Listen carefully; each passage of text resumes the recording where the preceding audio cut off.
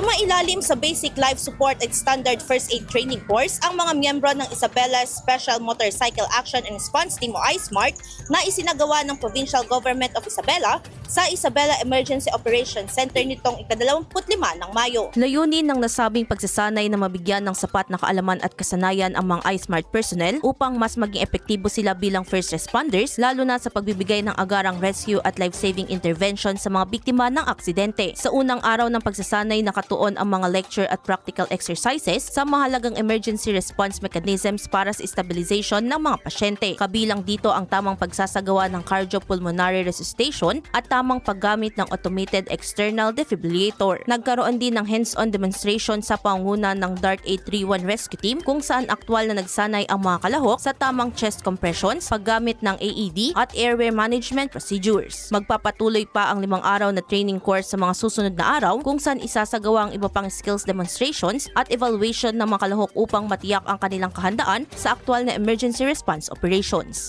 Idol, parang buwibis ba ang pagtanda?